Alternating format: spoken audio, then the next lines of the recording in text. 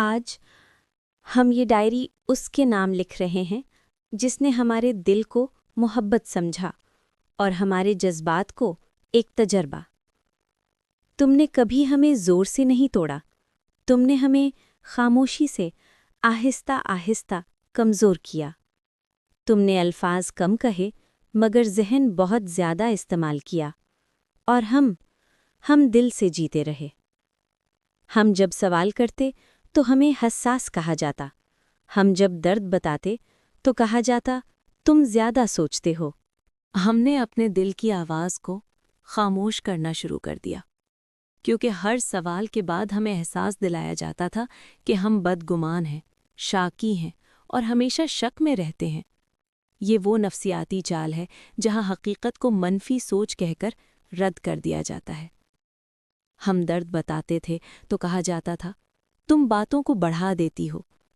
ہم وضاحت مانگتے تھے تو جواب ملتا تھا تم چیزوں کو خراب کر دیتی ہو، اور یوں ہر سوال کے بعد ہم خود کو ہی قصوروار سمجھنے لگے۔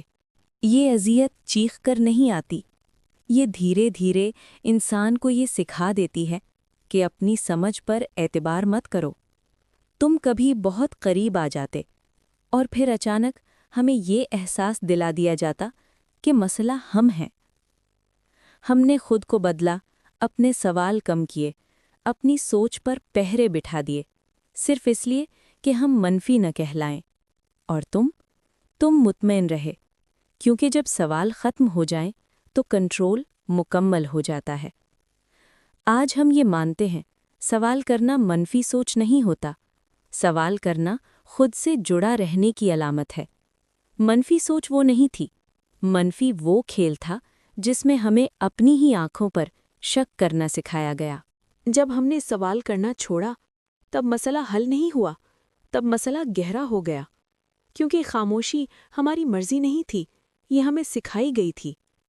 ہر بار جب ہم بولتے ہمیں یہ احساس دلایا جاتا کہ ہم باتوں کو خراب کر دیتے ہیں، کہ ہماری موجودگی سکون چھین لیتی ہے، اور یوں ہم نے خود کو آہستہ آہستہ چھوٹا کرنا شروع کر دیا۔ یہ نفسیاتی کنٹرول کا سب سے خاموش طریقہ ہے، انسان کو یہ یقین دلا دینا کہ اگر وہ بولے گا تو سب کچھ بگڑ جائے گا۔ ہم نے بولنا اس لیے نہیں چھوڑا کہ ہمیں کہنا نہیں آتا تھا، ہم نے بولنا اس لیے چھوڑا کہ ہمیں ڈر لگنے لگا تھا۔ ڈر اس بات کا کہ کہیں ہمیں پھر منفی نہ کہہ دیا جائے، کہیں پھر یہ نہ کہا جائے کہ ہم مسئلہ ہیں۔